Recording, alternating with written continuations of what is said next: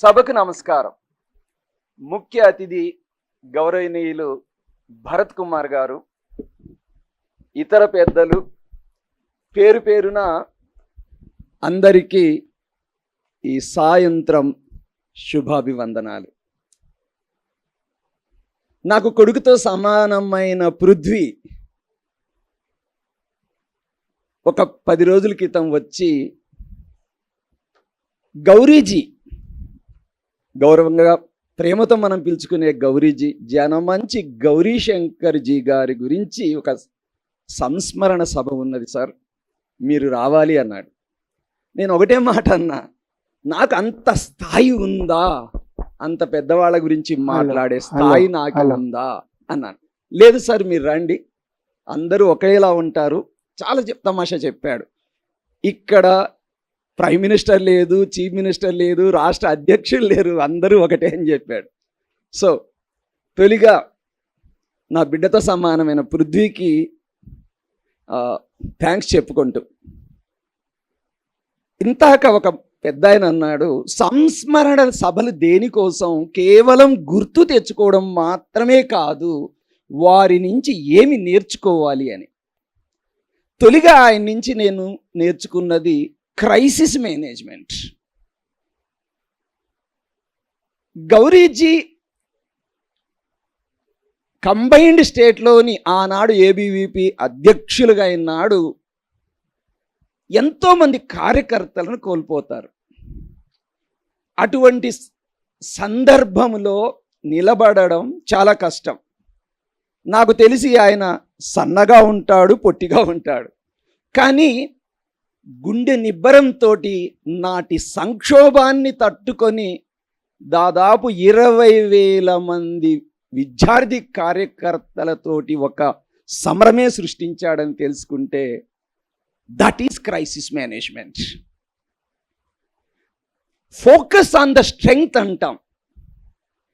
ఆనాడు మన విద్యార్థి సంఘం అంత సంఘటితంగా లేకుండే. ప్రతి వ్యక్తిలో ఒక బలం ఉంటుంది, ఒక బలహీనత ఉంటుంది. లీడర్ అనేవాడు బలం మీద ఫోకస్ చేస్తాడు, బలహీనతను వదిలేస్తాడు. తన ముందు ఉన్న కార్యకర్తలలోని బలం ఏంటి క్షుణ్ణంగా పరిశీలన చేశాక ఆయన వారికి ఒక్కొక్క పని అప్పచెప్తాడు. That is the true character of a team leader. Focus on strength of others. ఎంత పెద్ద స్థాయికి ఆయన అయినా ఎదిగినా నిరాడంబరంగా సింప్లిసిటీ ఉండేవాడు. ఎంతటి వాళ్ళు వచ్చినా ఆత్మీయత, ఆప్యాయతోటి మాట్లాడడం. అంటే తనేదో ఒక పొజిషన్లో ఉన్నాను, తను ఒక రాష్ట్ర విభాగానికి అధ్యక్షుడనే ఆలోచన కూడా లేకుండా ప్రవర్తించాడు. కాబట్టే ఈ విద్యార్థి విభాగాన్ని నిలబెట్టుకొని భవిష్యత్తు తరాలకి ఒక మార్గదర్శకుడయ్యాడు. అన్నిటికంటే మించి జాతీయవాదం అంటాం, నేషనల్ ఫీలింగ్ అంటాం, వన్ కంట్రీ వన్ లాంగ్వేజ్. అలా ఒక ఐకమత్యానికి భాష అనేది పునాది. మనం చైనాలో అనుకుంటాం, చైనా మొత్తం ఒకే భాష ఉంటుంది, జపాన్లో ఒకే భాష ఉంటుంది. అలానే ఒక భాషని ఇంకొకరి మీద రుద్దడం కాదు. నాకు తెలిసి 1979లో ఆయన హిందీ భాషలో అంత పట్టుండేది కాదు. అందున ఆంధ్రాలోని నెల్లూరు ఆ ఏరియాలో అసలు హిందీనే రాదు, ఎవరికి కూడా రాదు, ఇప్పటికి కూడా రాదు. అక్కడ ఉండే సేమ్ మతస్థులకు కూడా సరైన హిందీ రాదు. అటువంటి పరిస్థితుల్లో జాతీయ భావాన్ని నిలబెట్టడం కోసం నాకు తెలిసి 1979లో హిందీలో ఉపన్యసించలేని గౌరీజీ 1981లో హైదరాబాదులో జరిగిన ఒక సభలో హిందీలో అనర్గళంగా మాట్లాడాడు. అంటే నేటి తరం, యువతరం ఇది నాతోటి కాదు అనుకునే వాళ్ళకి, అన్నలారా, మరి ఆంధ్ర ప్రాంతానికి చెందిన వ్యక్తి 1 సంవత్సరంలో భాష మీద పట్టు సాధించి ఒక ఉత్తరాది మనిషిలాగా ప్రసంగించగలిగాడు అంటే మనము ఎంతో నేర్చుకోవాల్సి ఉంటుంది. సో ఆ మహనీయుని సంస్మరణార్థం జరుగుతున్న ఈ సభలో అసలైన టాపిక్ మీద జస్ట్ 30 సెకండ్స్ మాట్లాడేసి నేను ఇల్లీగల్ ఇమ్మిగ్రెంట్స్ ప్రపంచవ్యాప్తంగా చూస్తున్నాం. ఈ ఇమ్మిగ్రెంట్స్ వల్ల, ఇల్లీగల్ ఇమ్మిగ్రెంట్స్ వల్ల ఏ దేశమైనా తీసుకోండి, శాంతి భద్రతలు ప్రభావం పడతాయి. డైలీ అవసరాలు ఉంటాయి, ఆహారం అనండి, ఉద్యోగం అనండి, ఉద్యోగాల మీద ప్రెషర్, ఒత్తిడి పడుతుంది. శాంతి భద్రతల మీద ఒత్తిడి, వనరుల మీద ఒత్తిడి, రాజకీయాల ఒత్తిడి. సాధారణంగా ఎవరైనా నేను సేఫ్ జోన్లో ఉండాలనుకుంటాడు, అది మానవ సహజం. మనం ఇంకో చోటికి పోయినా కానీ మనకు ఒక రక్షణ కావాలనుకుంటాం. సో అలాంటి పరిస్థితుల్లో ఉన్న ఇల్లీగల్ ఇమ్మిగ్రెంట్స్ని కొన్ని రాజకీయ శక్తులు ఏకం చేస్తూ ఉంటాయి. దానివల్ల చాణక్యుడు ఒకప్పుడు అంటాడు, నువ్వు నేను కొట్టుకున్నా పర్వాలేదు కానీ మన దేశం మాత్రం, మన ప్రాంతం మాత్రం భద్రంగా ఉండాలి అంటాడు. సో ఈ రాజకీయ శక్తుల వల్ల ఒక్కొక్కసారి అంతర్గతంగా మనకే ఇబ్బందులు అవుతాయి. మనం గతంలో చూసాం, మణిపూర్లో చూసాం, ఎన్నో రాష్ట్రాల్లో చూస్తున్నాం, బంగ్లాదేశ్లో చూస్తున్నాం. భారతదేశానికి సుమారుగా 15,106 కిలోమీటర్ల ల్యాండ్ బార్డర్ ఉంటుంది. ఎంత పెద్దదో చూడండి, ఎంత కష్టమో. సో ఇక్కడ కేవలం ఓటు బ్యాంక్ రాజకీయ కాకుండా మన దేశ భద్రతని దృష్టిలో ఉంచుకొని చెయ్యవలసిన బాధ్యత మనందరికీ ఉంటుంది. అది మనం అందరం గుర్తుపెట్టుకోవాలి. నిన్ననే నేను ఇన్స్టాగ్రామ్లో ఒక యుఎస్ జర్నలిస్ట్, ఒక లేడీ పోస్ట్ నేను చూశాను.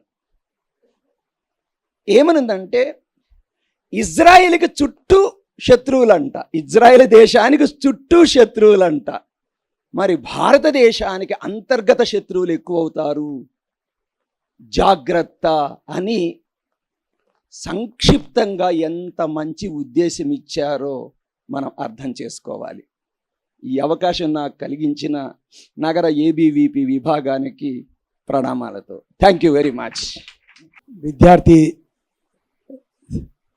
సేవా సమితి మరియు అఖిల భారతీయ విద్యార్థి పరిషత్ ఆధ్వర్యంలో శ్రీ జనమంచి గౌరీశంకర్ గారి స్మారక ఉపన్యాసానికి వేదికపైన ఉన్నటువంటి ఈ కార్యక్రమాన్ని అధ్యక్షత వహిస్తున్నటువంటి నగర అధ్యక్షులు ప్రొఫెసర్ మాలబక్య గారు, అదేవిధంగా ఈ కార్యక్రమానికి ముఖ్య అతిథిగా ఇచ్చేసినటువంటి మానేయ దక్షిణ మధ్య క్షేత్ర ప్రచారక అయినటువంటి భరత్ కుమార్జీ, అదేవిధంగా ఈ కార్యక్రమానికి విశిష్ట అతిథిగా వచ్చినటువంటి కృష్ణమూర్తి గారు ప్రొఫెసర్, అదేవిధంగా నగర కార్యదర్శి పృథ్వీతేజ్ గారు, ఈ కార్యక్రమానికి వచ్చేసినటువంటి పూర్వ కార్యకర్తలు మరియు ప్రస్తుతకారులు అందరికీ కూడా నమస్కారం.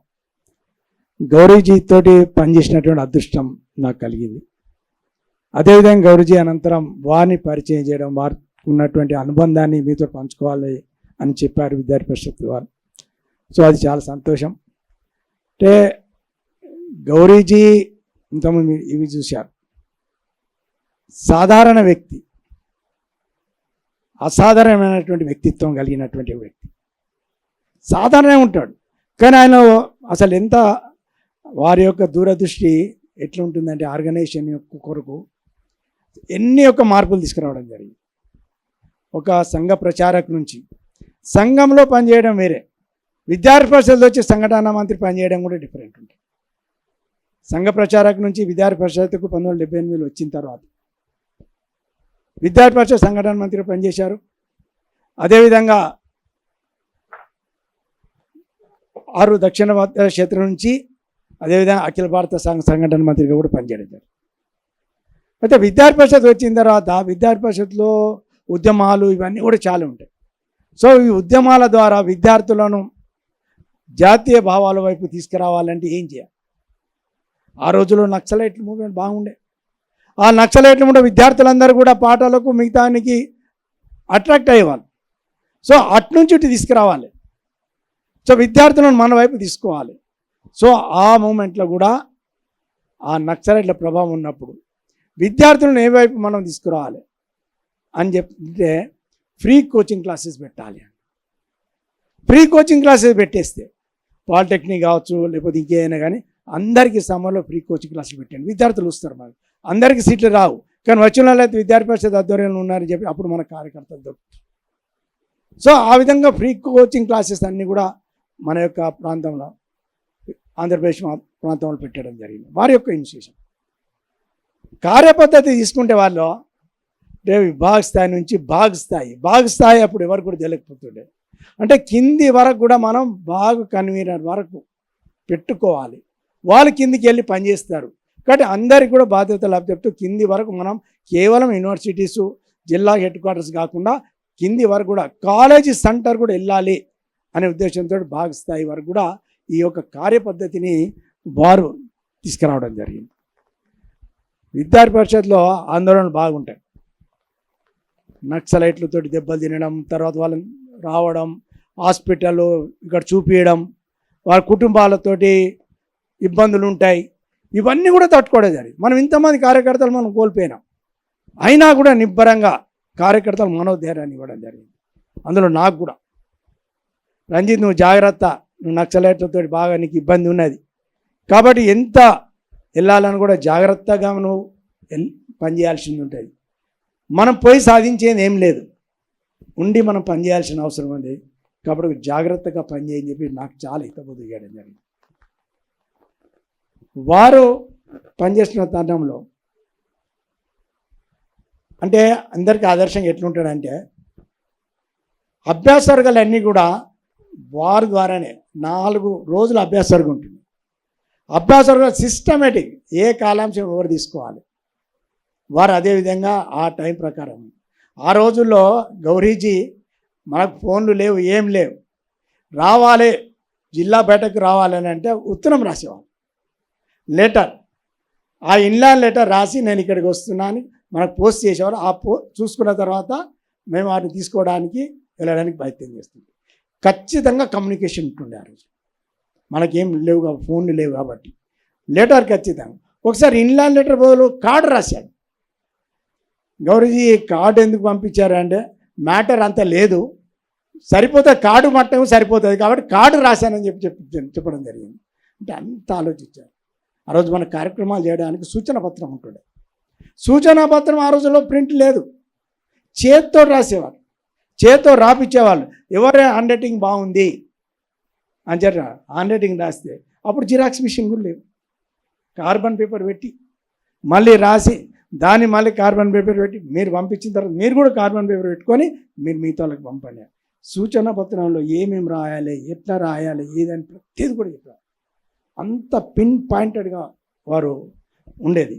అదేవిధంగా వారు మాకు అందరు కూడా బయటక్స్లో బయటకి ఏ విధంగా తీసుకోవాలి, టైం టు టైం ఏ విధంగా గీత ఉండాలి, ఏ విధంగా నిర్వహించాలి, ఎవరు మాట్లాడాలి ఏంది అనేది అంత బయటకు సిస్టమ్ కూడా నేర్పించింది గౌరీజీ. గౌరీజీ తీసుకున్నప్పుడు ప్రయాణం చేసేటప్పుడు మా అందరికీ చెప్తుండే బయటకులో కాన్ఫరెన్స్ ఉంది, లేకపోతే అభ్యాసాలు ఉంది, వెళ్ళాలి కాబట్టి మీరు వైజాగ్ వెళ్ళాలంటే మీరు హైదరాబాద్ నుంచి ట్రైన్ బుక్ చేసుకోవాలి అని చెప్పేవారు. వారు అప్పుడు ఏం చేస్తుండే, వాళ్ళ బ్యాగులో రైల్వే టైం టేబుల్ ఉంటుండే, బ్యాగులో టైం టేబుల్ ఉంటుండే. టైం టేబుల్ తీసి ఇన్ని సీట్సే ఉన్నాయి స్లీపర్, ఈ స్లీపర్ మీరు ఎవరు బుక్ చేసుకుంటే వారు, లేకపోతే మిగతా వాళ్ళు కింద కూర్చొని రావాల్సిందే అని చెప్పేవారు. ఇన్ని బుక్ చేసుకోండి, రైల్వే టైం టేబుల్లో మొత్తం చెప్పేవారు, ఇన్నే ఉన్నాయి మీరు బుక్ చేసుకోండి తొందరగా పోయి. అప్పుడు ఈక్యూ లేదు, ఇంకే రికమెండేషన్స్ కూడా లేవు, ఆన్లైన్ కూడా లేకుండా వెళ్ళి ఎవరంతలో వాళ్ళు బుక్ చేసుకొని రావాల్సి చెప్తుండే. ముందే చెప్పి మీరు ఈ విధంగా చేసుకోండి, రేపు ఇబ్బంది పడదు. మీరు ప్రయాణం చేసి వస్తారు, అలసిపోతారు, రేపు పొద్దున బయటకు వచ్చి నిద్రపోతారు. కాబట్టి ఇది ఉండొద్దు అని చెప్పేసి ముందే చెప్తున్నా అని చెప్పేసి రైల్వే టైం టేబుల్ కూడా ఉండేది. ఆ బ్యాగులు అన్నీ ఉండేవారు వారి దగ్గర. ఎక్కడ కూడా వారు మాకు ఒకసారి బయటకు కాన్ఫరెన్స్ అయింది. కాన్ఫరెన్స్ అందరు కూడా ఎవరి ప్లేట్లు వాళ్ళే కడుగుతున్నాం. ఆ కడుక్కున్న తరుణంలో వాష్ బేసిన్ దగ్గర నిండిపోయింది. మనకు అలవాటు కదా, అందరు కడుక్కుంటే అక్కడ నిండిపోయింది. నిండిపోయినా కూడా కడుక్కుంటున్నాను. గౌరీజీ ఎవరినేమనలే, అందరు కడుగుతున్నారు, గౌరీజీ కూడా కడుగుతున్నాడు. గౌరీజీ చేతి పెట్టి ఆ వాష్ బేసిన్లో క్లీన్ చేసేసి అంతే, ఇంకెవ్వరేమనలే. అప్పుడు అందరూ ఆశ్చర్యపోయారు, అరే మనం కూడా చేసేది ఉండే, కానీ ఎవరైనా మీరు చేస్తే బాగుంటుంది, మీరు ఎందుకు చేయలేదని మాత్రం ఎప్పుడు అనలేదు. అంటే అక్కడ నిలబడే వాళ్ళందరూ కూడా ఆదర్శంగా నిలిచిపోయి పని కూడా కోపంతో కూడా మాట్లాడకపోతుండే. బయటకులోడే ఏందాబా మీరు బాగా మాట్లాడుతున్నారు కానీ మాట్లాడండి, బయటకు తర్వాత మాట్లాడండి. ఇప్పుడు ఒక సంఘటన చెప్పారు. ఒకసారి అభ్యాసాలు జరిగింది విద్యాపీఠంలో. అభ్యాసాలు జరిగినప్పుడు అంటే గౌరీజీ నొప్పి పోతుండే కూడా ఒక్కోసారి కోపానికి వచ్చినా మళ్ళీ నడిపిస్తుండే కూడా. అభ్యాసాలు జరిగినప్పుడు గౌరీజీ యొక్క చెప్పులను ఒక కార్యకర్త తీసుకెళ్ళాడు వాష్రూమ్కి. గౌరీజీ వచ్చేటప్పుడు చెప్పులు లేవు గౌరీజీ చెప్పులు లేకపోతే గౌరీజీ ఏమన్నా చెప్పులు ఎవరు పోయినట్టున్నాయని. ఒకరోజు అయిపోయింది, రెండో రోజు అతను ఏం చేసాడు, గౌరీజీ చెప్పులు అని చెప్పేసి నేను తీసుకపోతే తెలుస్తుంది అని చెప్పేసి గోడ పైకి బయటపడేసాడు. బయటపడేసిన తర్వాత వీరు గౌరీజీకి మళ్ళీ ఏమనిపించిందో ఆయన గోడ దూకి మళ్ళీ చెప్పులు తీసుకొచ్చి పెట్టి అక్కడే పెట్టిన తర్వాత రెండో రోజుకు గౌరీజీ చూసిండు, నా చెప్పులు ఎవరు తీసుకుపోయినా నా చెప్పులు పోయినాయి మళ్ళీ వచ్చినట్టున్నాయి, తిరిగి వచ్చినట్టున్నాయి అని చెప్పడం తప్ప ఎవరు తీసుకుపోయినాను మాత్రం మళ్ళీ. అంటే పాజిటివ్ థింకింగ్. ఆ విధంగా ఉద్యమాలు చేసేటప్పుడు కూడా ఇక్కడ నక్సలైట్లకు వ్యతిరేకంగా 1983లో అందరు కూడా బూస్టప్ ఇచ్చారు, ప్రేరణ ధైర్యాన్ని ఇచ్చడానికి. 83లో 30,000 మందికి నక్సలైట్లకు వ్యతిరేకంగా ర్యాలీ నిర్వహించడంలో కీలక పాత్ర వహించేటటువంటి అనుభవం. అదేవిధంగా విద్యార్థులకు విద్యార్థి సమస్యలపైన నిజాం కాలేజీలో 50,000 మందితోటి మనం ప్రోగ్రాం జరిగాలి. అన్ని చోట్ల కలిగి అంత పెద్ద ఎత్తున ప్రోగ్రాం నిర్వహించడం. అంటే ఇటు ఉద్యమాలు, ఇటు సంఘటనాత్మక నిర్మాణం, ఇవన్నీ కూడా వారు ఎక్కడన్నా కాన్ఫరెన్స్లో ఉంటే, కాన్ఫరెన్స్ వచ్చిందంటే గౌరీజీనే పంపించేవారు. ఆల్ ఇండియా కాన్ఫరెన్స్ వచ్చిందంటే గౌరీజీ వెళ్ళాల్సిందే. ఎందుకంటే అక్కడ ఉన్నటువంటి యొక్క టెంట్స్ కావచ్చు, వ్యవస్థ కావచ్చు, అన్నీ కూడా గౌరీజీ చాలా పర్ఫెక్ట్గా చేసేవారు. కాబట్టి అఖిల భారత స్థాయిలో మహాసభలు వచ్చిన గౌరీజీ వెళ్ళేవారు. ఈరోజు గౌరీజీ మన మధ్య లేకపోవచ్చు. వారు నిర్మాణం చేసినటువంటి సంఘటన, వారు నిర్మాణం చేసినటువంటి వ్యవస్థ, వారు నిర్మాణం చేసినటువంటి కార్యపద్ధతి, నిజంగా అది మన విద్యార్థి పరిషత్ ఈరోజు ఈ స్థాయికి వెళ్ళిందంటే వారు నిర్మించింది, అది వారి యొక్క కృషి, వారి యొక్క ధ్యాస. అటువంటి తరుణంలో కూడా ఎక్కడ కూడా గౌరీజీ పనిచేస్తూ అఖిల భారత స్థాయికి వెళ్ళిన తర్వాత ఆరోగ్యం క్షీణించిందని చెప్పేసి ఎవరు కూడా చెప్పలే. చాలా ఇబ్బంది పరిస్థితులు ఉండే. అప్పుడు సంఘచాలక్ గారు దేశ్ముఖ్జీ వారు ఇమీడియట్గా మీరు హాస్పిటల్ పంపండి అని చెప్పేసి దేశ్ముఖ్జీ ఇమీడియట్గా తీసుకెళ్ళి జాయిన్ చేయడం. ఆ స్థాయి ఏంటంటే గౌరీజీ గుర్తుపట్టే పరిస్థితి లేదు, పారాలసిస్ వచ్చింది, చాలా ఇబ్బందికర పరిస్థితులు ఉన్నాయి. అయినా కూడా గౌరీజీ హాస్పిటల్ ఉన్న కార్యక్రమం జరుగుతున్నాయంట, కార్యక్రమం బాగా జరుగుతున్నాయి.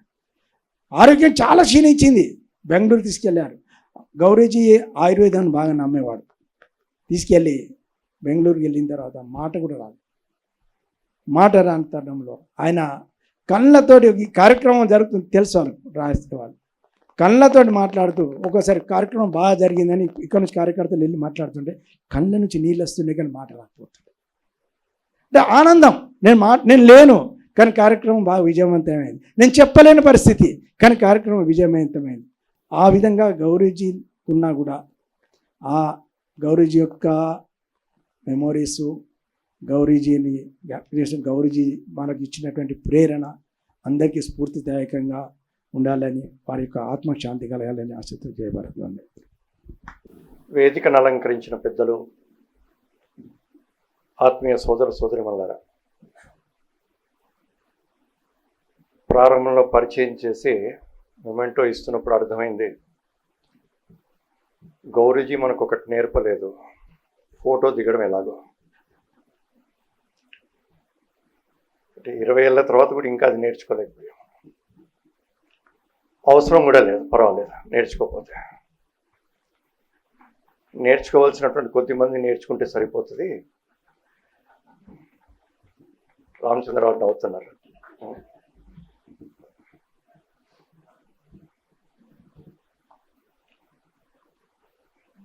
గౌరీజీ గురించి విన్నాం మనము. వారి జన్మస్థలం అయినటువంటి కొవ్వూరులో కార్యాలయం కట్టినప్పుడు దాని గృహప్రవేశంలో పాల్గొనేటువంటి అవకాశం ఉంది. గౌరీజీ గురించి కూడా అప్పుడు విన్నాను నేను. గౌరీజీ అంటుంటాం కానీ పూర్తి పేరు పలికినప్పుడు జన పైన పాజిటివ్ పెట్టి మంచి అని చెప్పేసి చెప్తూ ఉంటాం మనం. జన మంచి గౌరీ శంకర్.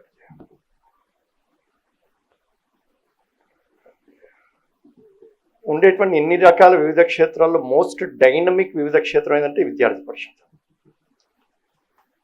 ఎందుకంటే 3 ఏళ్ళకి 5 ఏళ్ళకి మారిపోతుంటారు కార్యక్రమం. ఇటువంటి డైనమిక్ సంస్థలో మోస్ట్ టర్బులెంట్ పీరియడ్లో సుమారు 77, 78 నుంచి 92, 94 వరకు ఉండేటువంటి మన ప్రాంతంలో జరిగినటువంటి సుమారు చెప్తున్నారు 55 మంది కార్యకర్తలు వివిధ క్షేత్రాలు మనం కోల్పోయాం. అటువంటి టర్బులెంట్ పీరియడ్లో సంస్థని నడిపించడం ఇది గౌరీ యొక్క విశేషం. సాధనాలు లేవు చెప్తుంటాం, ఇవాళ సాధనాలు పెరిగాయి. కానీ సంఘంలో చెప్తుంటాం మనం, సాధనాలు సహకరిస్తాయి కానీ సాధించి పెట్టవు అని చెప్పేసి. మన లక్ష్యాన్ని పెట్టుకొని చేరేటువంటి మార్గంలో ఆ లక్ష్యాన్ని చేరడానికి కావలసినటువంటి సహకారాన్ని సాధనాలు ఇస్తాయి కానీ అవే సాధించి పెట్టవు, మనమే ప్రయత్నం చేయాలి. గౌరీజీ యొక్క ఇంకో విశేషము సింప్లిసిటీ అన్నారు. ఎంత సింపుల్గా ఉండేవారో, ఎంతటి స్నేహశీలే, ఎంతటి ఆత్మీయత. ప్రచారకు ఉండవలసిన గుణము, ఫుల్ టైమర్కి ఉండవలసిన గుణం, ఒక కార్యకర్తకు ఉండవలసిన గుణము, విన్ ఆల్ డిఫీట్ నన్. నేను ఎవరిని ఓడించకూడదు కానీ అందరినీ గెలవాలి. ఒక సామాజిక కార్యకర్తకు ఉండేటువంటి గుణం ఇది. అది గౌరీజీలో స్పష్టంగా కనబడుతుంటుంది. అటువంటి గౌరీజీ నికార్స్ ప్రచారక్గా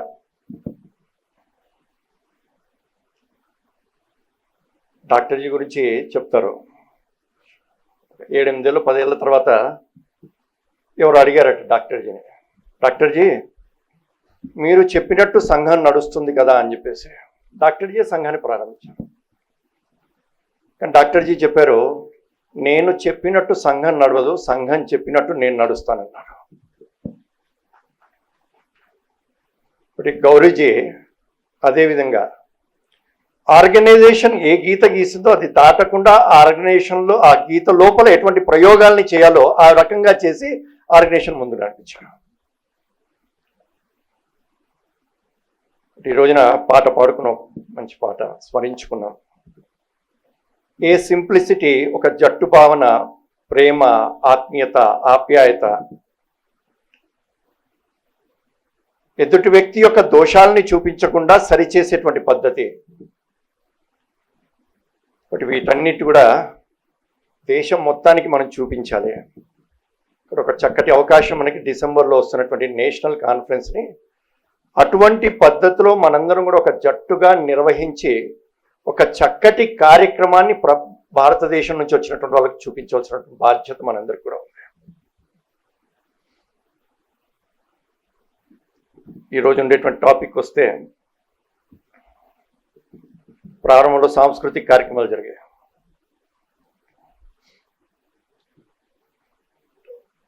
మతం మారకుండా హిందువుగా ఉండేటప్పుడు ఉండేటువంటి కార్యక్రమాలు ఏంటి? ఒక వ్యక్తి మతం మారితే సమస్య వస్తుంది. 80లో మీనాక్షిపురంలో మత మార్పిడి ముస్లింలుగా మారారు అని చెప్పేసి దేశం మొత్తం మీద పెద్ద కల్లోలం జరిగింది.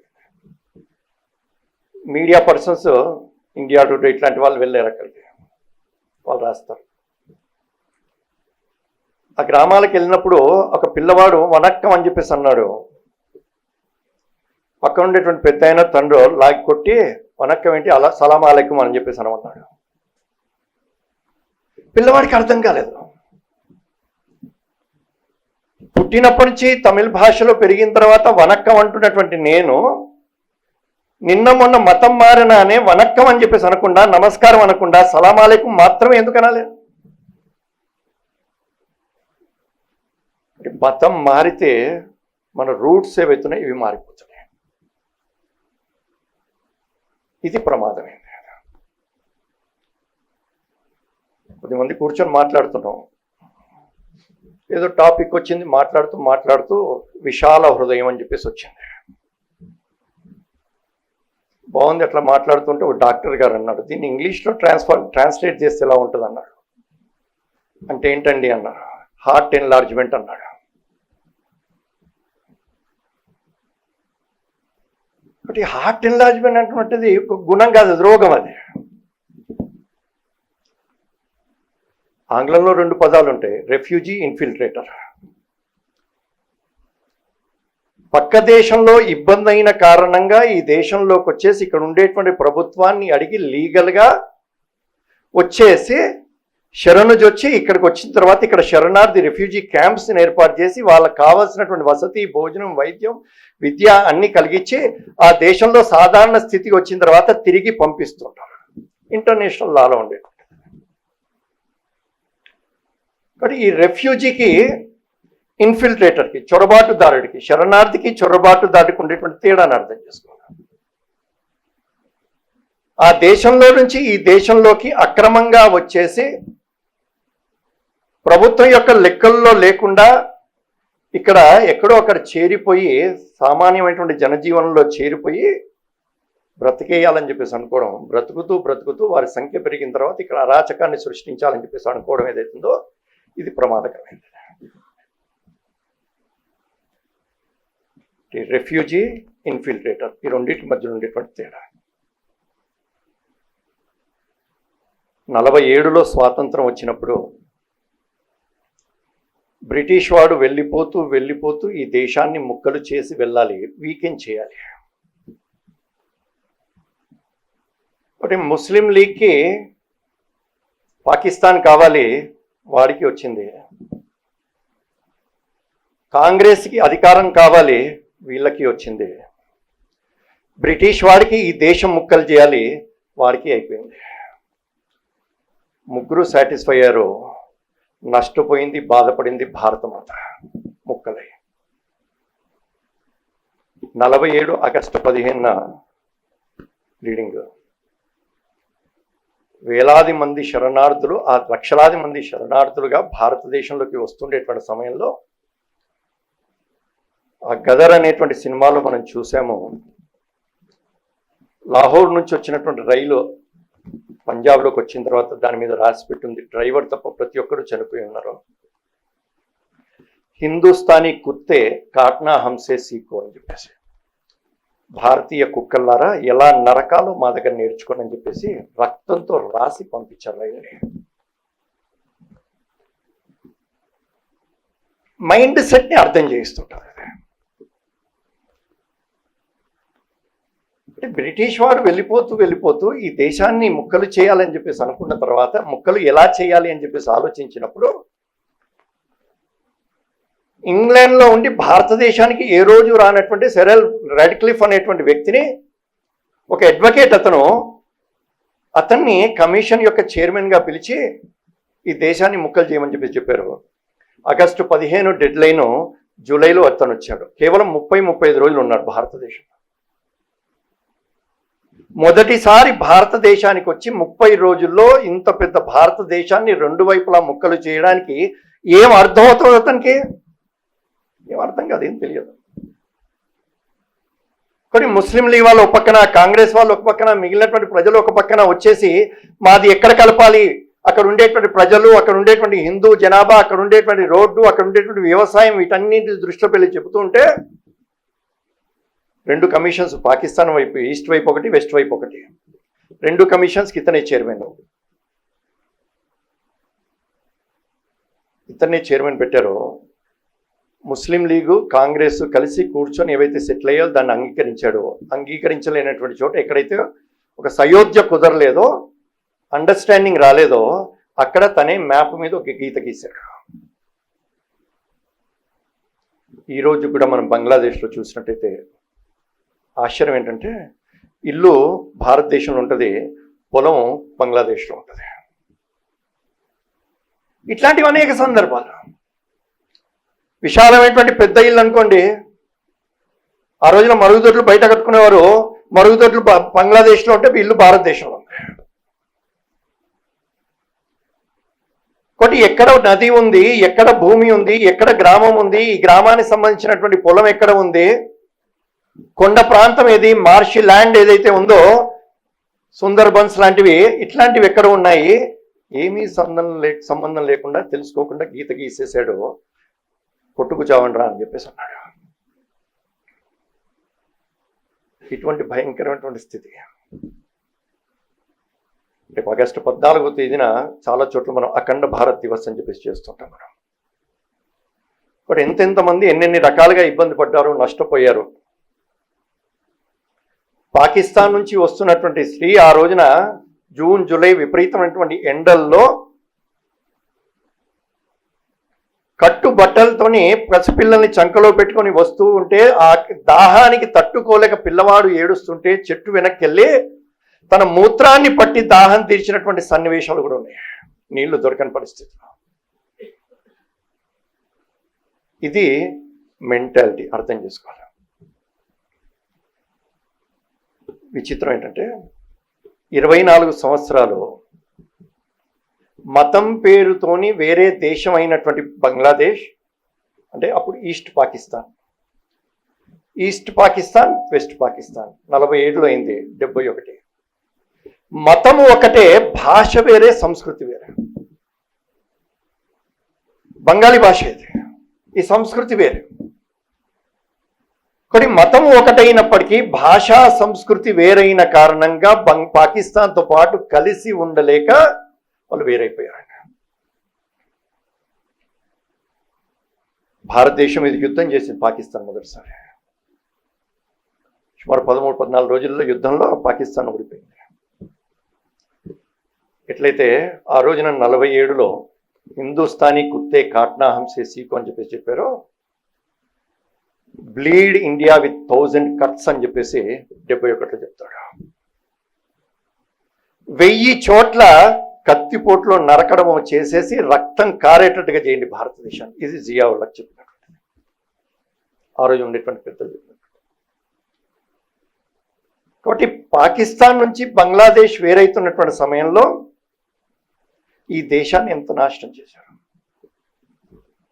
ఎంతమంది రేపు చేయబడ్డారు. సుమారుగా 1,20,000 మంది రేపు చేయబడ్డారట.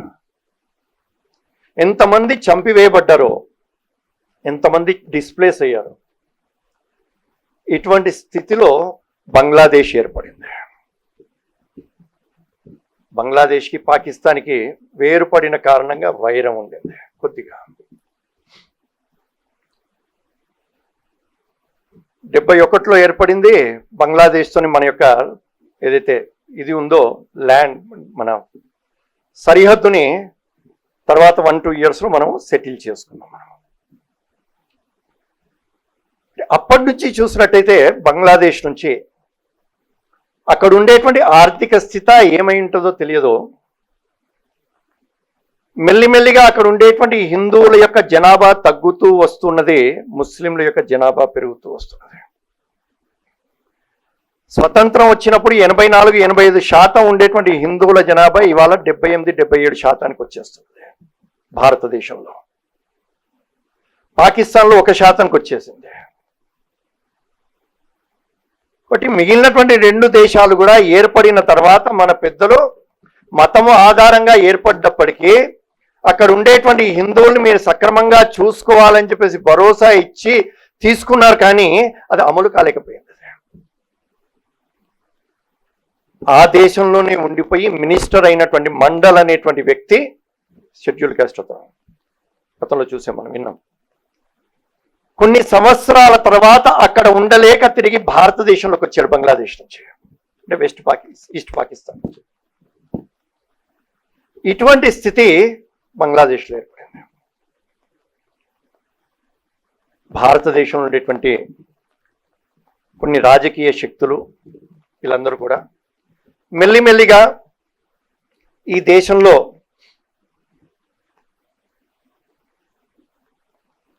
ఎపీజ్మెంట్, సంతుష్టీకరణ పెరుగుతూ వస్తున్నారు.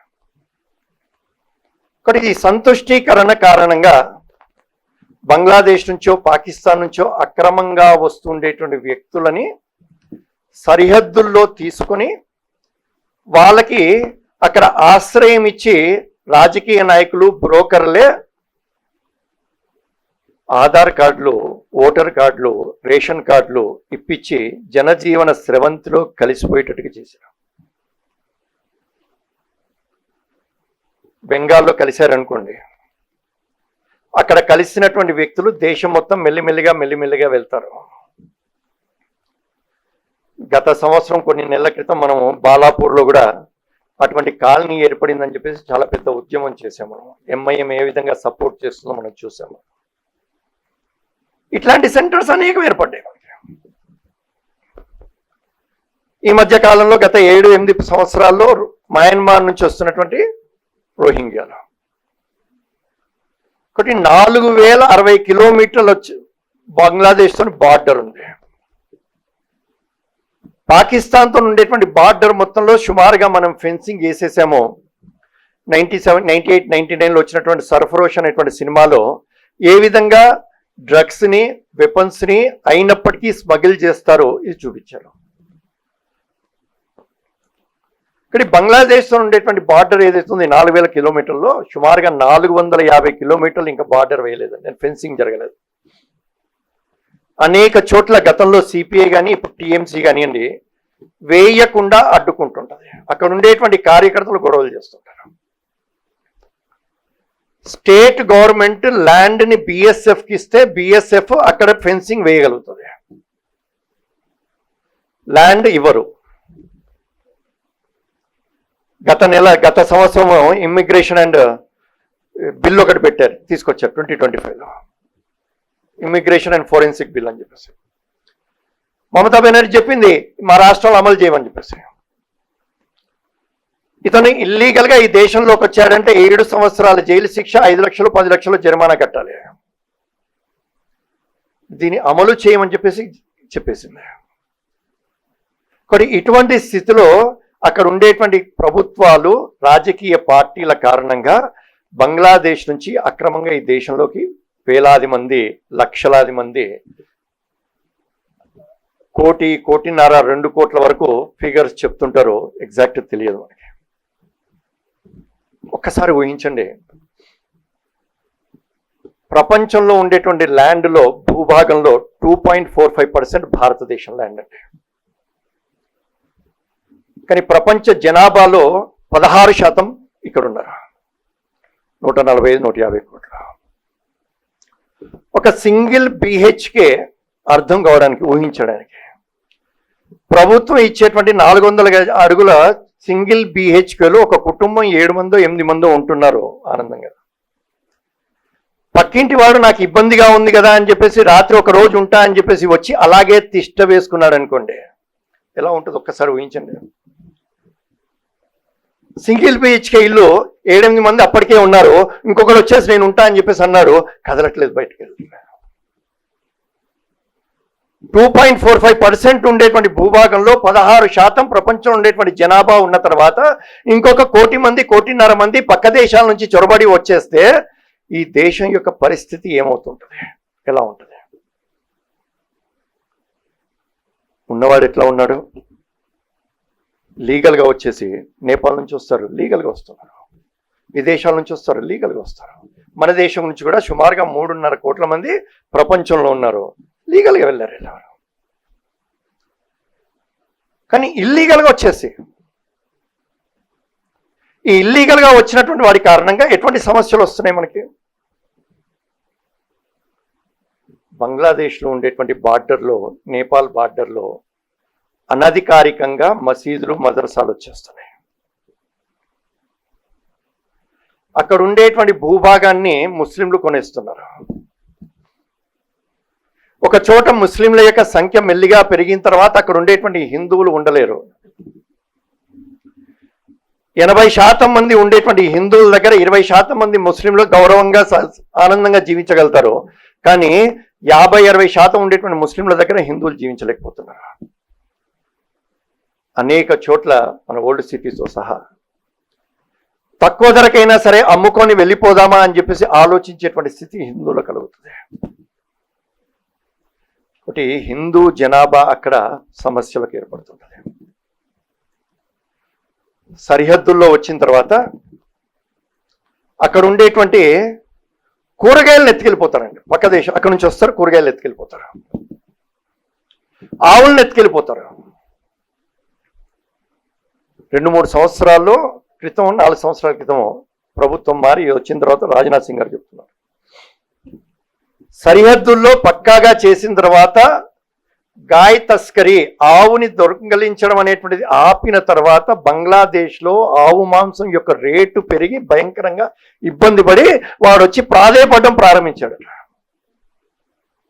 ఆవు మాకు తల్లి ఎట్లా వదులుతాం?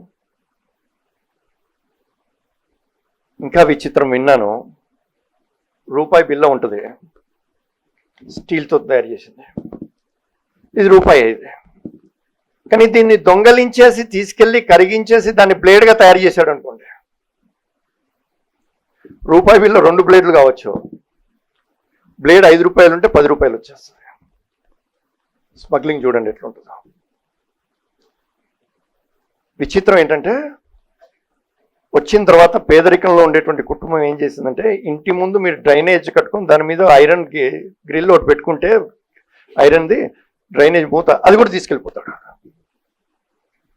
గత సంవత్సరం 2 సంవత్సరాల క్రితం చూసాము, ఢిల్లీలో ఉండేటువంటి ఫ్లైఓవర్ కింద జీవిస్తూ బస్తీల్లో తిరుగుతూ వేస్ట్ పేపర్ని వెతుక్కుంటూ తెచ్చుకొని అమ్మి బ్రతికేటువంటి వ్యక్తులకి కాంపిటీషన్ మొదలైంది. ఈ బంగ్లాదేశ్ నుంచి వచ్చినటువంటి వ్యక్తులు ఈ పేపర్లు ఎత్తుకునే వాళ్ళలో కూడా కాంపిటీషన్ మొదలైపోయింది వీళ్ళ కారణంగా. ఇటువంటి భయంకరమైనటువంటి స్థితి. లవ్ జిహాద్ జరుగుతుంది. సెలెక్టెడ్ ఏరియాస్లో వీళ్ళందరూ కూడా వచ్చినటువంటి వాళ్ళని సెటిల్ చేసేటువంటి పద్ధతి. కొన్ని ఏరియాస్లో ఈ విధంగా సెటిల్ చేసిన కారణంగా ఒక 5 ఏళ్లలో అక్కడ ఉండేటువంటి డెమోగ్రఫీ మారిపోయి అక్కడ ఉండేటువంటి రాజకీయ నాయకుడు తన యొక్క ఉనికి కోసము, తన యొక్క గెలుపు కోసం వీళ్ళ ఆధారపడి వాళ్ళని తన ఓటు బ్యాంక్గా మార్చుకుంటాడు. ఒకటి మెల్లిమెల్లిగా అట్లాంటి సెంటర్స్ ముస్లింలు గెలిచేటువంటివి పెరిగిపోతుంటాయి. గత ఎన్నికలకి రేపు రాబోయేటువంటి మున్సిపల్ కార్పొరేషన్ ఎన్నికలకు కూడా మనం చూడగలుగుతాం మన హైదరాబాద్ సిటీలో. ఇటువంటివి అనేక ఉన్నాయి. ఎన్నెన్ని వృత్తుల్లోకి వాళ్ళు వచ్చేస్తున్నారు. మన దగ్గర ఉండేటువంటి కుల వృత్తులు, బంగారు పని చేయడం కానివ్వండి, లేదా కార్పెంటరీ కానివ్వండి, లేకపోతే ఇంకా చిన్న ఏవైతే మంగళి పనులు కూడా వచ్చేస్తున్నారు. ఒకటి సాంప్రదాయ కుల వృత్తుల్లో కూడా మిగిలినటువంటి వ్యక్తులు ముస్లింలు వచ్చేసిన కారణంగా ఇక్కడ ఉండేటువంటి వ్యక్తులకి ఆదరణ తగ్గిపోతున్నది. తనకు పెట్టుబడి పెట్టేటువంటి వాడు ఎవడో ఉంటాడో, జీతం ఇచ్చేటువంటి వాడు ఎవడో ఉంటున్నాడో, దాని కారణంగా కాస్త బాగా పెట్టుకోగలుగుతాడు. కానీ హిందూ ఆ విధంగా పెట్టుకోలేడు. కానీ అది చూసిన తర్వాత మనకు అనిపిస్తుంది వాడి దగ్గరికి వెళ్దామని చెప్పేసి. ఇక్కడ మనం నష్టపోతున్నాం, మన కుల వృత్తులు నష్టపోతున్నాయి. ఏ వృత్తులు హైదరాబాద్లో ఏవేవి ముస్లిం వాళ్ళ చేతుల్లోకి వెళ్ళిపోయాయి. బంగ్లాదేశీ కానీ, రోహింగ్యాలు కానీ, వెస్ట్ బెంగాల్లో ఉండేటువంటి అదే భాష కారణంగా వాళ్ళను గుర్తించడం కష్టం అయిపోతుంటుంది. కానీ అక్కడ నుంచి బయలుదేరి వేరే వేరే రాష్ట్రాలకు వచ్చిన తర్వాత మన హైదరాబాద్కి వచ్చినా, విశాఖపట్నంకి వచ్చినా, విజయవాడకు వచ్చినా, బెంగళూరుకి వచ్చినప్పటికీ వాళ్ళ యొక్క భాషని గుర్తించవచ్చు. కానీ ఎంతెంతమంది వచ్చేస్తున్నారో మనకు తెలిసిపోతుంటుంది. భీమవరంలో ఉండేటువంటి రొయ్యల చెరువుల దగ్గర నుంచి ప్రారంభిస్తే అనేక చోట్లకి, అనేక రంగాల్లోకి వాళ్ళు ప్రవేశిస్తున్నారు. ఇటువంటి స్థితి ఏర్పడింది. బెంగాల్లో ఉండేటువంటి రాజకీయ నాయకులు వాళ్ళందరినీ చేర్చిన తర్వాత రాష్ట్రంలోకి, మొత్తం దేశంలోకి వెళ్ళిన తర్వాత ఎలక్షన్లు వచ్చేటువంటి సమయానికి వాళ్ళందరూ కూడా డబ్బు పెట్టి వాళ్ళందరినీ కూడా చెప్పించుకొని మళ్ళీ ఓట్లు వేయించేసి పంపిస్తుంటారు. మన రాష్ట్రంలో కూడా, మన హైదరాబాద్లో కూడా చూడండి, మొన్న బెంగాల్ ఎన్నికల సమయంలో అనేక మంది ఇక్కడ ఉండేటువంటి వాళ్ళు ఏ విధంగా వెళ్ళిపోయారు. 1-2 నెలల పాటు ఉండేసి వస్తున్నారు. తమకు కావలసినటువంటి ఓటర్ని నమోదు చేయించడం. ఒకటి SIRలో అటువంటి అన్ని కూడా వాళ్ళు ప్రూఫ్ ఇవ్వలేని కారణంగా పోయాయి. బీహార్ ఎలక్షన్స్లోనే సుమారుగా 60 లక్షల నుంచి 70 లక్షల ఓట్లు పోయాయని చెప్పేసి. సరే, హిందువుల ఓట్లు కూడా హైదరాబాద్ SIRలో పోతాయి, ఎందుకంటే గ్రామంలో ఉంటుంది, ఇక్కడ ఉంటుంది, 2-3 చోట్ల ఉన్నటువంటివి పోయాయి. ఈ విధంగా జరుగుతుంది. ఒకటి, బంగ్లాదేశ్ నుంచి ఇల్లీగల్గా వచ్చేసి చేరినటువంటి వారి కారణంగా జరుగుతున్నటువంటి అనేక రకాల సమస్యలు. ఈ మధ్య కాలంలో సెంట్రల్ గవర్నమెంట్ నుంచి హోమ్ డిపార్ట్మెంట్ అమిత్ షా గారు ట్వీట్ చేశారు. క్యాప్స్టాన్ ఏదో ఉంది పేరు,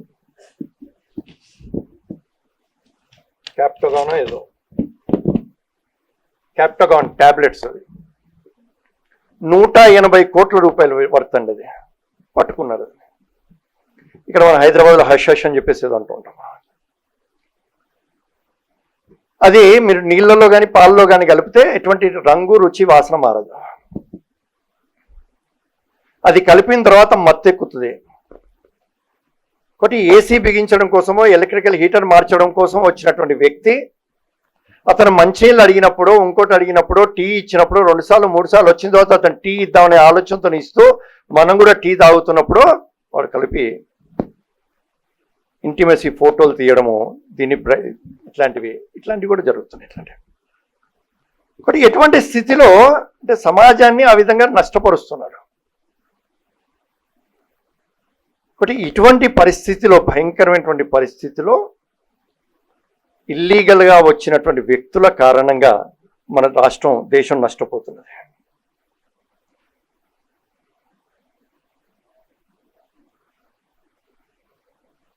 మాదక ద్రవ్యాలు రావడము, సెమీ స్కిల్డ్ వర్కర్సు, చేనేత, బంగారు పని, దేశంలో మురికివాడల సంఖ్య పెరగడము, వీళ్ళందరూ మెల్లిమెల్లిగా రాజకీయ నాయకుల యొక్క ప్రాబల్యంతో ఓట్లు సంపాదించిన తర్వాత, ఆధార్ కార్డులు సంపాదించిన తర్వాత ప్రభుత్వం యొక్క అనేక పథకాలకి అర్హత సంపాదించేస్తారు. రేషన్ షాప్లో వైట్ కార్డు ఉంటే ఒక వ్యక్తికి 6 కేజీలు నెలకి ఇస్తారండి. అంటే ఒక కుటుంబంలో 5గురు ఉన్నట్టయితే 30 కేజీలు, సంవత్సరానికి 360 కేజీలు.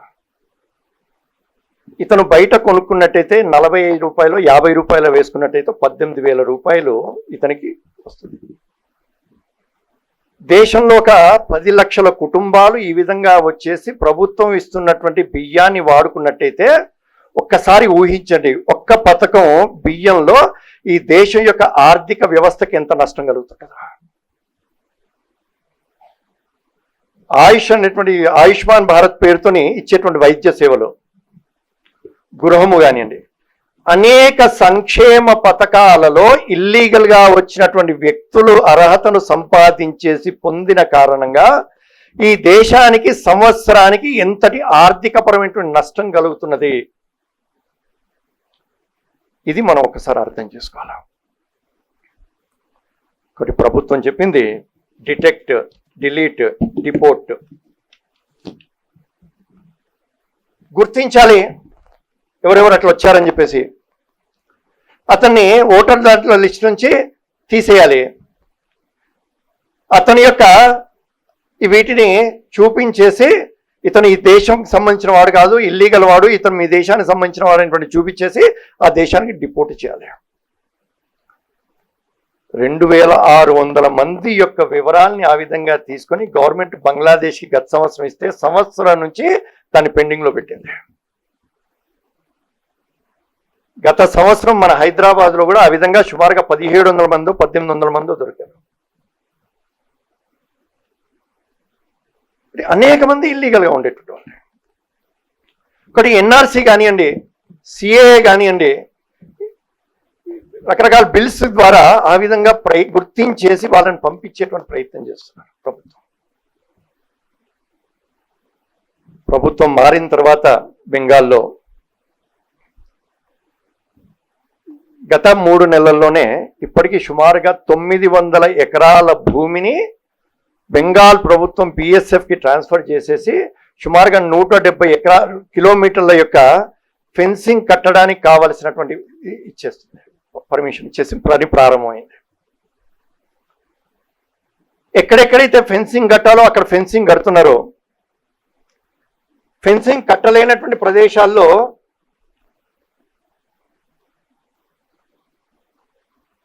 ట్రిపుల్ లేయర్ ఫెన్సింగ్ అట కొన్ని చోట్ల.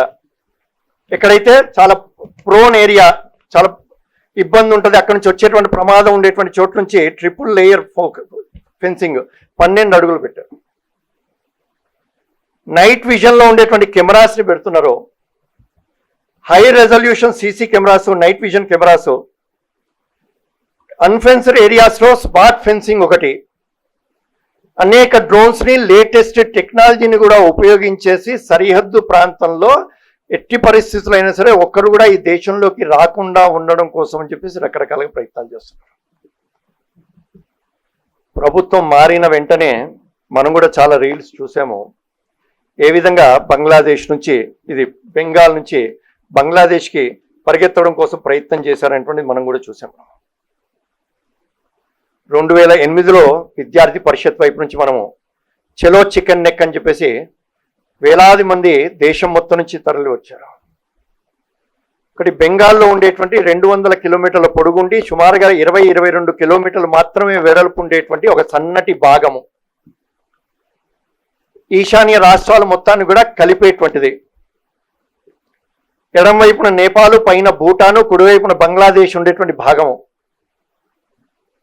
అక్కడ ఉండేటువంటి అనేక జిల్లాలు ఏవైతే ఉన్నాయో బెంగాల్లో ఉండేటువంటి జిల్లాల్లో ఈ రోజున 50%, 60%, ఆ జిల్లాల్లో కూడా కొన్ని ప్లేసెస్లో 80%, 90%. గత ఎన్నికల్లో అక్కడ ఉండేటువంటి హిందువులకు ఎటువంటి పరిస్థితి, ముఖ్యంగా మన కార్యకర్తలకు ఎట్లాంటి పరిస్థితి అయిందో మనం చూసాము. అనేక సంవత్సరాల పాటు తమ గ్రామాలని వదిలేసి వెళ్ళిన తర్వాత తిరిగి గ్రామాలకు రావడానికి ధైర్యం లేనటువంటి స్థితిలోకి వెళ్ళినప్పుడు టీఎంసీ కూడా అట్లాగే ప్రవర్తించింది. అస్సాంలో కూడా అదే పరిస్థితి. కానీ మెల్లిమెల్లిగా అక్కడి నుంచి కూడా పంపించేయడం జరుగుతున్నది. 1600 కిలోమీటర్లు ఉండేటువంటి ఈశాన్య రాష్ట్రాలకి బార్డర్గా ఉండేటువంటి మయన్మార్ నుంచి కూడా రోహింగ్యాలు తరిమివేయబడితే ఈ దేశంలోకి వస్తున్నారు. ఈ దేశంలోకి వస్తుండేటువంటి సమయంలోనే మనం ప్రారంభంలో చెప్పినట్టుగా అనేక మంది రోహింగ్యాలని హక్కున చేర్చుకోవాలి అని చెప్పేసి ర్యాలీలు తీశారు. మానవత్వం ఉండాలా లేదా అని చెప్పేసి మనకే నీతి బోధలు చెప్పారు. ఒకటి విశాల హృదయం కాదు, మానవత్వం ఉండాల్సిందే. కానీ ఎవరి పట్ల ఉండాలి, ఎందుకోసం ఉండాలి? ప్రపంచంలో ఉండేటువంటి ఏ దేశంలో తరిమివేసినప్పటికీ ఆ దేశంలో మయన్మార్లో తరిమివేసినటువంటి ముస్లింలని చైనా రానివ్వదు, బంగ్లాదేశ్ రానివ్వదు, శ్రీలంక రానివ్వదు. కానీ భారతదేశం ఎందుకు రానివ్వాల? బట్ ఈ దేశంలోకి వచ్చిన తర్వాత ఎటువంటి అస్థిరత వస్తున్నది, బాంబు దాడులు ఎట్లా జరుగుతున్నాయి, ఎటువంటి ఇబ్బందులు కలుగుతున్నది, ఇవన్నీ మనం అర్థం చేసుకోవాలి. బట్ ఈ రోజున బిఎస్ఎఫ్ కానివ్వండి, ప్రభుత్వం కానీ అటువంటి ఒక చక్కటి పద్ధతిలో ఈ సమస్యకి పరిష్కారాన్ని వెతికి అక్కడ ఉండేటువంటి వాళ్ళని గుర్తించి దేశం మొత్తం మీద కూడా మెల్లిమెల్లిగా బంగ్లాదేశ్కి డిపోర్ట్ చేసేటువంటి ప్రయత్నం చేస్తున్నారు.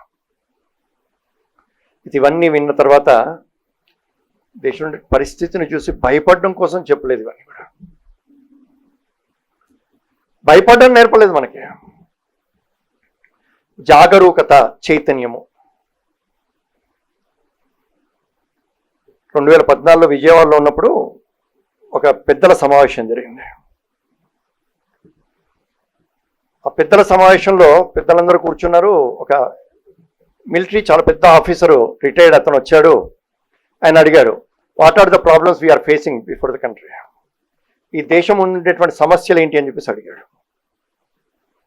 సరే, మన వాళ్ళు చెప్పారు, అందరూ తీవ్రవాదము, అంటరాంతరము, నిరుద్యోగము, లంచగొండితనం, ఇట్లా రకరకాలుగా చెప్పారు. అప్పుడు అతను చెప్తాడు, మీరు చెప్పినవన్నీ కరెక్టే, not knowing the problem as the problem is the biggest problem అంటాడు. ఇవన్నీ సమస్యలే, కానీ ఇవి సమస్య అని చెప్పేసి ప్రజలకు తెలియకపోవడం ఏదైతుందో ఇది అతిపెద్ద సమస్య. ఇది సమస్య అని చెప్పేసి అర్థమైనప్పుడు దానికి కావాల్సిన పరిష్కారాన్ని వెతుక్కోగలుగుతాము. ఇది సమస్య అని చెప్పేసి అర్థం కాలేదనుకోండి, ఈ రోజున భారతదేశంలోకి 1-2 కోట్ల మంది బంగ్లాదేశ్ నుంచి అక్రమంగా వచ్చి మా ఇంటి పక్కన మా బస్తీలో మా కాలనీలో నివసిస్తూ ఉంటే ఇది సమస్య అని చెప్పేసి హిందూ సమాజానికి అర్థం కాకపోవడం ఏదైతుందో, భారతీయులకు అర్థం కాకపోవడం ఏదైతుందో, ఇది అతిపెద్ద సమస్య. కాబట్టి కేవలం ప్రభుత్వం వైపు చూడటం కాదు, ఈ సమస్యకి పరిష్కారం కేవలం ప్రభుత్వం ఇవ్వలేదు, మనందరం కలిసి ఇవ్వాలి. భారతదేశం 80% హిందువులు ఉంటేనే హిందూ దేశానికి గౌరవము. ఈ దేశంలో ఉండేటువంటి ముస్లింలు కానీ క్రైస్తవులు కానీ ఆనందంగా జీవించగలుగుతారు. ప్రపంచంలో ఉండేటువంటి ఏ దేశం అయినప్పటికీ కూడా, ఏ దేశంలో అయినప్పటికీ కూడా ముస్లింలు ఎక్కడ సంతోషంగా ఉన్నారంటే పాకిస్తాన్ కంటే, బంగ్లాదేశ్ కంటే, ఇంకో దేశం కంటే ఆనందంగా ఉండేటువంటిది భారతదేశంలోనే. Because India is a Hindu majority country. భారతదేశం ఎప్పటి వరకైతే హిందూ మెజారిటీగా ఉంటుందో అప్పటి వరకు ఈ దేశంలో ఉండేటువంటి ముస్లింలైనా క్రైస్తవులైనప్పటికీ ఆనందంగా ఉండగలుగుతారు. కానీ ఈ దేశంలో ఎప్పుడైనా సరే పొరపాటున హిందూ మెజారిటీ కాస్త మైనారిటీ అయిపోతే హిందువులకే కాదు, ఈ దేశంలో ఉండేటువంటి ముస్లింలకి క్రైస్తవులు కూడా ప్రమాదం అయింది. కాబట్టి ఈ దేశంలో ఉండేటువంటి ముస్లింలైనా క్రైస్తవులైనప్పటికీ వాళ్ళు సంతోషంగా ఉండాలంటే, మనం సంతోషంగా ఉండాలంటే 80% 80% హిందువుల జనాభానికి నిష్పత్తిని కాపాడుకోవాల్సినటువంటి బాధ్యత మనది. పాశ్చాత్య సంస్కృతి యొక్క ప్రభావంలో పడిపోయి వివాహ వ్యవస్థని భ్రష్టు పట్టించేటువంటి స్థితిలో అవసరమా అని చెప్పేసి అనిపిస్తూ, పిల్లలు అవసరమా అని చెప్పేసి వివాహం చేసిన తర్వాత పిల్లలు అవసరమా అని చెప్పేసి అనిపిస్తూ, నాకు విశాల హృదయం అనేటువంటి భావంతో నా పిల్లలు అక్కర్లేదని ఎవరినైనా నేను పెంచుకుంటా అనేటువంటి భావాన్ని కలగజేస్తూ, ఇది హిందూ సమాజం శోభనివ్వదు. బట్ 2.1% ఉండాలి అంటే 10 కుటుంబాల్లో 21 మంది పిల్లలు పుడితేనే ఈ దేశం హిందూ మెజారిటీగా ఉంటుంది. ఒకటి హిందూ సమాజాన్ని చైతన్యపరచాలి. అక్రమంగా వస్తున్నటువంటి వ్యక్తుల యొక్క కారణంగా కలుగుతున్నటువంటి ప్రమాదంతో పాటుగా హిందూ సమాజంలో అలవాటు అవుతున్నటువంటి పాశ్చాత్య సంస్కృతి యొక్క పోకడల కారణంగా వస్తుండేటువంటి ప్రమాదాన్ని కూడా అర్థం చేయించవలసిన బాధ్యత ఉన్నది. భారతదేశం సెక్యులర్గా ఉండాలంటే హిందూ మెజారిటీగా ఉండాల్సిందే. భారతదేశంలో ప్లూరలిజం, అందరి యొక్క గౌరవం కలుగుతూ జీవించాలంటే హిందూ మెజారిటీగా ఉండాల్సిందే. ప్రపంచం భారతదేశాన్ని భారతదేశంగా ఉంటేనే గౌరవిస్తుంది. భారతదేశంగా లేకపోతే ప్రపంచం అన్ని గౌరవించదు. భారతదేశంగా ఉండడం అంటే స్పేస్లో, ఫార్మాలో, రాకెట్లో, ఐటీలో, సెమీ కండక్టర్లో, టెక్నాలజీలో వీటిలో ఎదగడం కాదు, వీటన్నిటిలో ఎదుగుతూ కూడా భారతదేశం తన యొక్క మూలమైనటువంటి ఆధ్యాత్మికతను, సంస్కృతి, సాంప్రదాయాన్ని, మతాన్ని ఆచరిస్తూ జీవించినప్పుడు మాత్రమే భారత్గా ఉంటుంది. అప్పుడు ప్రపంచం అన్ని గౌరవిస్తుంది. కాబట్టి భారతదేశాన్ని భారతదేశం ఉంచాలి. చాణక్యుడు అంటాడు, సీమాయే మాతాకే వస్త్రకే సమాన హోతా హై, పుత్ర కా ప్రథమ కర్తవ్య హై ఉస్కి రక్షా కరణ. సరిహద్దులు అనేటువంటివి తల్లి యొక్క వస్త్రాల లాంటివి, దాన్ని రక్షించవలసినటువంటి బాధ్యత మనది. కాబట్టి ఈ దేశంలో ఉండేటువంటి సరిహద్దులు ఏవైతున్నాయో ఈ సరిహద్దు సక్రమంగా ఉండాలి. అక్కడ ఉండేటువంటి సమస్యని బెంగాల్లో, కలకత్తాలో ఒక ప్రవచనకారుడు రామాయణం చెప్పేటువంటి సమయంలో ఆయనకు వెళ్ళి ఇది చెప్పిన కారణంగా సుమారు 40,000 మంది ప్రవచనానికి వచ్చినప్పుడు ఆయన మాట్లాడుతూ ఆ రామాయణ ప్రవచనం చెప్పాడు. సుందరకాండ వచ్చినట్టుంది. హనుమంతుడు ఏ విధంగా లంకా నగరానికి చేరాడో అక్కడ ఉండేటువంటి లంకిని ఏ విధంగా లంకని కాపాడుతున్నది, రావణాసురుడు తన లంకా నగరానికి ఎటువంటి దుర్భేద్యమైనటువంటి గోడను కట్టి కాపాడుకుంటున్నాడు. దీన్ని చెబుతూ ఆ ప్రవచనకారుడు చెప్పాడు, రావణాసురుడే దాన్ని అట్లా పెట్టినప్పుడు మన దేశం యొక్క సరిహద్దుని మనం ఎలా కాపాడుకోవాలి. ఆంజనేయ స్వామి లోపలికి వెళ్ళడానికి కూడా అంత వచ్చినటువంటి స్థితి. కాబట్టి భారతదేశం యొక్క సరిహద్దు పాకిస్తాన్తో కానీ బంగ్లాదేశ్తో కానీ ఉండేటువంటి సరిహద్దుని ఏ విధంగా మనం కాపాడుకోవాలి, ఒక్కడు కూడా అక్రమంగా ఈ దేశంలోకి రాకుండా ఎట్లా చూసుకోవాలి, ఇది మనందరి యొక్క బాధ్యత. కాబట్టి ఈరోజు మనందరి యొక్క బాధ్యత ఏంటంటే హైదరాబాద్లో ఉండేటువంటి మనం సరిహద్దులో మనం ఏం చేస్తాం కాదు, ఈ నగరంలో ఉండేటువంటి ప్రతి ఒక్క భారతీయుడు, ప్రతి ఒక్క హిందూకి సమాజాన్ని చైతన్యపరచాలి, సమాజాన్ని జాగృతపరచాలి. ప్రహ్లాదుడు ఏ విధంగా అయితే అత్యంత భక్తితో, శ్రద్ధతో, విశ్వాసంతో నారాయణ్ణి ప్రార్థించాడు, హిరణ్యకశిపుడైనటువంటి రాక్షసుడు ఎక్కడున్నారా నీ హరి అంటే ఎక్కడ లేడు నానా అని చెప్పి ఈ స్తంభంలో ఉన్నాడంటే ఉన్నాడని చెప్పిన తర్వాత కొడితే బయటకు వచ్చాడు నరసింహస్వామి. ఆ నరసింహస్వామి హిరణ్యకశిపుడి యొక్క సంహారం చేశాడు. ప్రహ్లాదుడు హిరణ్యకశిపుడి యొక్క సంహారం చేయలేదండి. ప్రహ్లాదుడు భక్తితో, శ్రద్ధతో నారాయణ్ణి కొలిచాడు. నారాయణుడు రాక్షస సంహారం చేశాడు. సంఘము, మన యొక్క పరివార సంస్థలు, విద్యార్థి పరిషత్ కార్యకర్తలు మనందరము కూడా ఈ రోజున మనకు నారాయణుడు అంటే సమాజమే. ఈ సమాజ పరమేశ్వరుని అత్యంత భక్తితో, శ్రద్ధతో జాగృతపరుస్తూ, చైతన్యపరుస్తూ, సంఘటితపరుస్తూ తన ముందుండేటువంటి అనేక రకాల రాక్షసులు ఎవరైతే వేరే వేరే పేర్లతోనో, లవ్ జిహాద్ పేరుతోనో, గోహత్య పేరుతోనో, అక్రమ వలసదారుల పేరుతోనో, పాశ్చాత్య సంస్కృతి పేరుతోనో, మత మార్పిడి పేరుతోనో ఉండేటువంటి అనేక మంది రాక్షసుల యొక్క సంహారం చేయడానికి కావలసినటువంటి చైతన్యాన్ని సమాజంలో నింపినప్పుడు ఈ సమాజమే జాగృతమై ఒక నరసింహస్వామి రూపంలోనో, ఇంకో రాముడి రూపంలోనో, కృష్ణుడి రూపంలోనో ఈ రాక్షసుల యొక్క సంహారం చేస్తుంది. అటువంటి సమాజాన్ని చైతన్యపరిచేటువంటి మన యొక్క సామాజిక సంస్థలన్నిటి కూడా ఆ బాధ్యతను మనం గుర్తెరిగి, నా యొక్క బాధ్యతను నేను సక్రమంగా నిర్వహిస్తూ ఈ ఉండేటువంటి అనేక రకాల సమస్యలకు కావలసిన పరిష్కారాన్ని వెతికే దిశలో సమాజం ముందుకెళ్లేటట్టుగా మనందరం కూడా ప్రయత్నం చేస్తారని ఆశిస్తూ పూర్తి చేస్తున్నాను. డాక్టర్ రావుల కృష్ణ గారు, ఏబీవీపీ రాష్ట్ర అధ్యక్షులు మన మధ్యలో ఉన్నారు. జనమంచి గౌరీశంకర్ గారి 20వ స్మారక ఉపన్యాసానికి ఈ హాల్ని కేటాయించిన ఉస్మానియా యూనివర్సిటీ అధికార యంత్రాంగానికి, అడగగానే సమయం ఇచ్చినటువంటి పెద్దలకి, ఈ కార్యక్రమానికి వచ్చినటువంటి మీడియా మిత్రులకి, పోలీస్ డిపార్ట్మెంట్ వారికి, ప్రత్యక్షంగా పరోక్షంగా సహకరించిన ప్రతి ఒక్కరికి ప్రత్యేకమైన ధన్యవాదాలు. ఇంతటితో ఈ కార్యక్రమం ముగిసింది.